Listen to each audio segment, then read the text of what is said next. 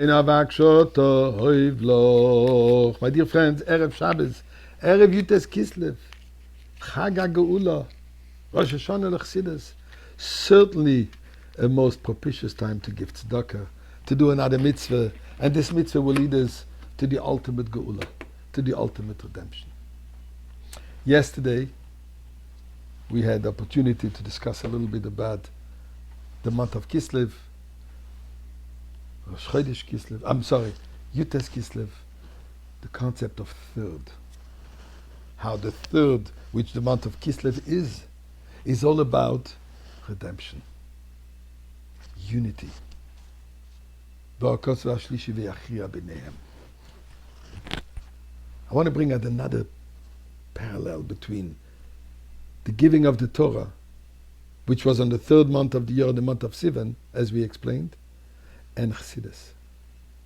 As we said, what the giving of the Torah had accomplished was that it unified, it fused the divine with the mundane. Shamayim and Oretz, heaven and earth, where they were separated, mutually exclusive, through Torah. God came down on the mountain.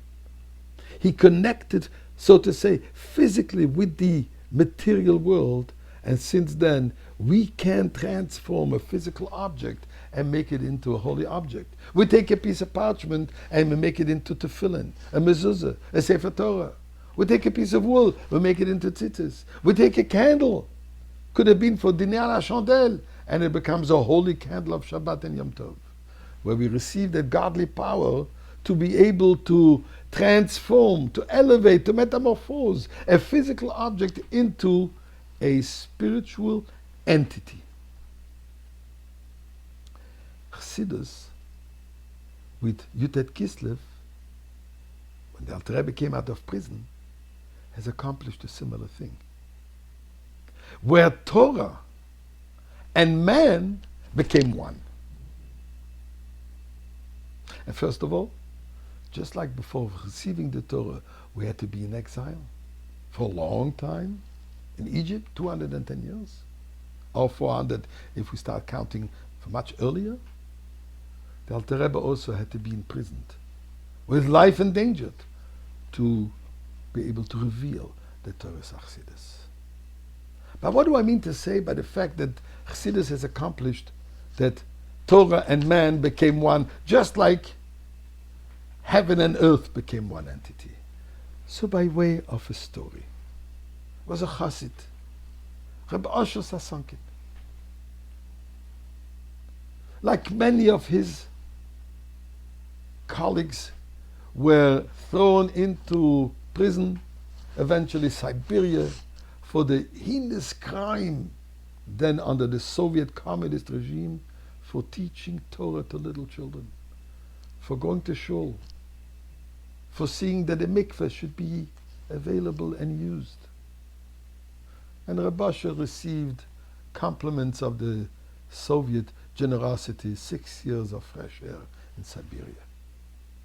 Never touched his beard, never worked on Shabbos, never ate something non-kosher, even fasting on Pesach. But listen to this fascinating little story. Originally, when he was arrested, he found himself in the prison cell together with a great scholar, a great Rav of that time in Russia, who was not part of the Chassidic movement, but a recognized great scholar and a great Talmud Chacham, and an authority on halacha. Now, although they were different in their Chassidic demeanor and him and his non-Chassidic demeanor, but two Jews always have a common language, and they've obviously created a strong bond. And they looked out for each other. Custom was that every day they would get 400 grams of bread and a bowl of soup. Now the bowl of soup was obviously not kosher.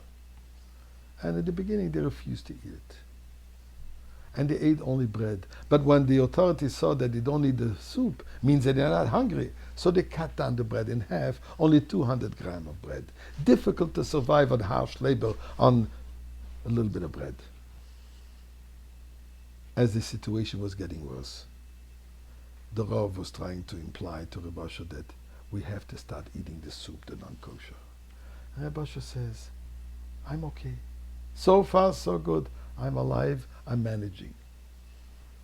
Go ahead and eat. The Rav was uncomfortable eating when Rabbi Zushe is not eating, and one day the situation was so harsh that he told Rabbi Zushe, look, I am the Rav, I am telling you, you must eat. Pikuach nefesh, it's life-threatening, you have to eat. And Rabbi Zushe burst out in tears and said, I want to eat, I can't eat. That's Chassidus, where the divine, where Torah and the man becomes one. It's not a chore, it's not an obligation. It's who I am, it's my life. Good Shabbos, good Yontiv. Let's have the ultimate good.